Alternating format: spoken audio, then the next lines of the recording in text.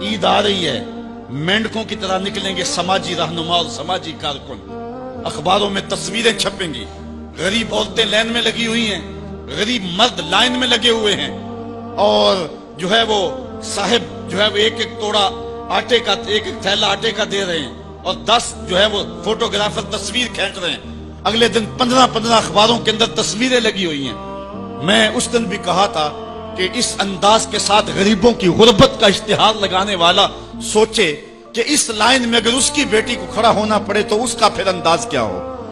بات یہ نہیں، بات تکریم کی ہے۔ کلا بل لا تکرمون الیتیم۔ آئیے تمہیں میں کہانی سناؤں۔ آقا کریم علیہ السلام جا رہے تھے عیدگاہ کو، راستے کے اندر ایک یتیم کھڑا تھا، اور آقا کریم نے کہا کہ بیٹے آج تم یہاں کھڑے ہو، کہا فلاں غزوے میں میرا باپ شہید ہو گیا تھا، میری ماں کا سایہ بھی میرے سر پہ نہیں ہے، لوگ اپنے گھروں میں ہیں، میں کس دہلیز پہ جاؤں۔ اچھا انتظار ہو رہا ہے عیدگاہ میں، حضور نے یتیم کو سینے سے لگایا، گھر لے گئے اور سیدہ فاطمہ سے کہا کہ جس طرح کا لباس حسنین کو پہنایا ہے اس کو بھی پہناؤ۔ اللہ اکبر۔ اور اس کو کھانا کھلایا اور سب کچھ اس کی تکریم کرنے کے بعد حضور نے پھر جو ہے وہ اس کو عزت دینے کے لیے، اس کی تکریم دینے کے لیے حضور علیہ السلام نے اس کو فرمایا اما ترضى ان محمدن ابوکا، بیٹے کیا تو پسند نہیں کرتا کہ محمد تیرا باپ لگے؟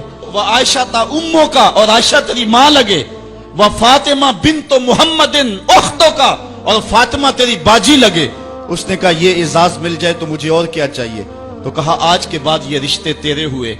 ایک انگلی سے حضور نے حسنین کو تھاما ہوا ہے اور دوسری انگلی سے اس یتیم بچے کو تھاما ہوا ہے۔ جب حضور عیدگاہ کی طرف بڑھ رہے ہیں تو اور بچے بھی اپنے ماں باپ کے ساتھ جا رہے ہیں، وہ بچہ زبان حال سے کہتا ہے تھا تو یتیم، آج یتیمی کا مزہ ہی نہیں آ گیا ہے کہ حضور کی انگلی تھام کے جا رہا ہوں۔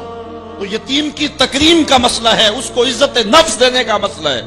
یتیم کو لوگوں کے اندر کھڑا کر کے اس کو اعزاز دیتے ہو، وہ اعزاز نہیں ہے، وہ رسوائی ہے۔ مجھے 1 سال قبل ایک ایسی تقریب میں لوگ کھینچ کر کے لے گئے جہاں وہ آج کل اجتماعی شادیوں کا رواج ہے، تو میں بڑی معذرت کی، میرے لیے مشکل ہوگا کیونکہ مجھے اندازہ تھا اس تقریب کا، لیکن میں کبھی گیا نہیں تھا پہلے۔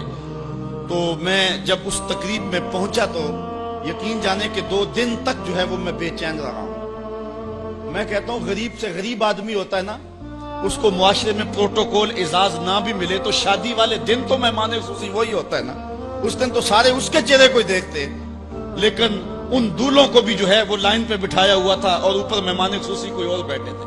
میں نے کہا یہ بیچارے مسکین آج بھی مہمان خصوصی نہیں ہے، آج ان کی زندگی کا اہم دن ہے، اور آج بھی اتنے لوگوں کے سامنے اشتہار لگایا جا رہا ہے یہ غریب لوگ ہیں، اور دلہنوں کا بھی اشتہار لگایا جا رہا ہے یہ غریب بچیاں ہیں۔ اور پھر کیا ان کے چہرے پہ کوئی مسرت کے آثار تھے؟ اور نہ ان بیٹیوں کے چہرے پہ کوئی مسرت کے آثار تھے۔